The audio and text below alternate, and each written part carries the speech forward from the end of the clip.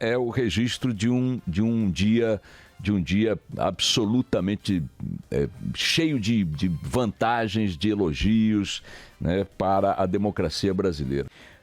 1.695 urnas precisaram ser substituídas por problemas diversos, mas num universo de mais de 500 mil urnas eletrônicas em todo o país, 0,33% das urnas apresentaram problemas. Apenas 0,33% das urnas. O resultado foi divulgado ainda poucas horas depois das eleições, encerradas no Acre por causa do fuso horário, Acre, Amazonas, enfim, e tivemos mais uma vez a reafirmação de uma democracia que funciona operacionalmente muito bem e politicamente também muito bem. Quer dizer, toda essa previsão de que teríamos um pleito marcado pelos discursos exacerbados, pela polarização, pela radicalização, ainda que este discurso persista e tenha de fato marcado o primeiro turno e talvez vá marcar o segundo turno com Haddad e Bolsonaro, o fato é que o eleitorado cumpriu o seu papel histórico de uma forma ainda mais exemplar do que em outras eleições, de sinalizar aquilo que soberanamente lhe cabe, quer dizer para onde quer ir, para onde o país vai, que tipo de candidato, ou de discurso, ou de bancada quer formar. O dado também impressionante, a pancada sofrida pelos grandes partidos. Tivemos uma redução significativa em bancadas de partidos que deram as cartas no Congresso Nacional nas últimas décadas. O PT caiu de 61 para 55 deputados federais. O PMDB tomou uma pancada enorme, tinha 51, tem 32 deputados agora na próxima legislatura. O PSDB foi o que mais apanhou, tinha 49 deputados federais, começa o ano que vem com 29 deputados federais. O PP, o Partido Progressista, muito atingido aí por Lava Jato e tal, mas que funcionou muito como um fiel da balança ali no jogo mais fisiológico, tinha 49 deputados, está com 36 deputados. O PSD caiu um pouquinho, de 38 para 34. Enfim, o DEM tinha 43, agora tem 29. Essa sinalização de que o eleitorado não comprou a permanência dos grandes grupos, dos grandes protagonistas no Congresso Nacional, pulverizando mais ainda o cenário partidário. Nós tínhamos 25 partidos com representação na Câmara, agora temos 30, né? Aliás, perdão, na Câmara exatamente tínhamos 25, subiu para 30. Nós temos agora um cenário que vai obrigar necessariamente os dois candidatos sobreviventes aí no segundo turno a conversar, a negociar, a transigir, a moderar discursos, a encontrar terrenos de acordos, terrenos de pactos, enfim, terrenos de conciliação, necessariamente caminhando em direção ao centro. Tanto Bolsonaro quanto Haddad terão que moderar os seus discursos e procurar alianças ao centro, porque a esquerda de Haddad e a direita de Bolsonaro nada há, porque os próprios partidos que representam os discursos que adotaram os colocaram na extremidade deste campo, tanto à esquerda quanto destes campos, tanto à esquerda quanto à direita. Eu gostaria de fazer alertar aqui para o artigo hoje do Vinícius Mota na Folha de São Paulo, em que ele lembra que para cada 100 eleitores com ensino médio ou superior, hoje há menos de 50 com escolarização inferior.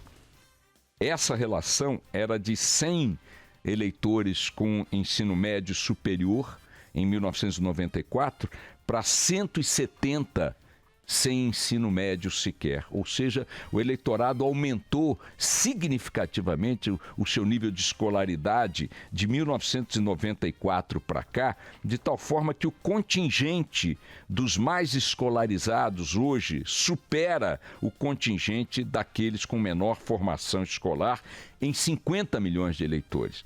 E esse eleitorado mais qualificado tomou a decisão ontem de dar uma guinada em direção à direita, em direção a um caminho oposto do que vinha sendo marcado pela era petista. Passou o tempo, diz aqui o Vinícius Mota, em que o eleitor mediano se restringiam a necessidades básicas de subsistência.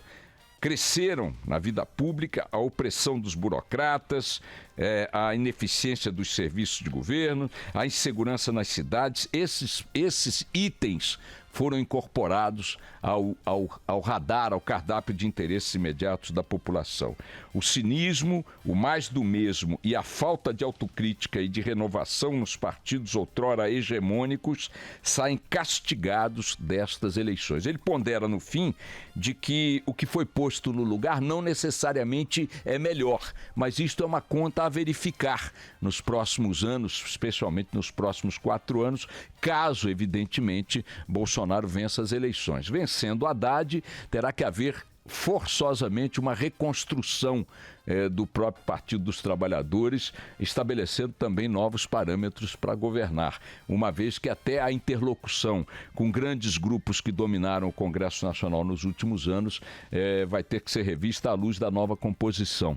Também foram varridos do mapa figuras, pelo menos nesta eleição, figuras emblemáticas que também dominaram o cenário político e eleitoral em seus estados. No Maranhão, o clã Sarney e seus principais aliados tomaram uma coça memorável. Em Roraima, Romero Jucá, líder de governo, Fernando Henrique, Dilma, Temer, Lula, também não se elegeu.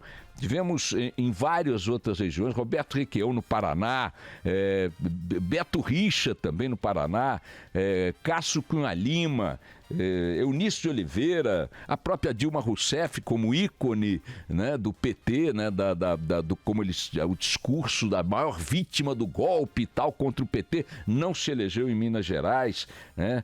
Tivemos a derrota do PSDB aqui em São Paulo e também do PT aqui em São Paulo de forma clamorosa, os dois partidos hegemônicos na política do Estado com o maior eleitorado no país. O Eduardo Suplicy não chegou, depois de liderar a campanha nas pesquisas durante todo o curso deste primeiro turno, não conseguiu se eleger. César Maia, uma liderança importante no Rio de Janeiro, não conseguiu se eleger. Ou seja, o eleitorado manifestou mudanças muito significativas, quer na sua composição, no seu perfil educacional, no seu nível de escolaridade. É um eleitorado hoje majoritariamente com ensino médio e superior, que coloca no horizonte outro tipo de discussão, outro padrão, outro nível de debate para as suas exigências.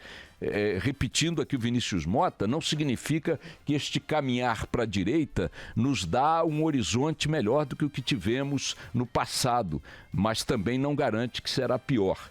A esperar agora pelo segundo turno, com Haddad e Bolsonaro conduzindo suas orquestras. Esperamos e acreditamos que no caminho de uma moderação por parte de ambos, né? Ontem o primeiro sinal dos dois foi um pouco nessa direção, não houve ali nada que sinalizasse um aumento de tom, pelo menos, no discurso que mantiveram na primeira fase da disputa presidencial.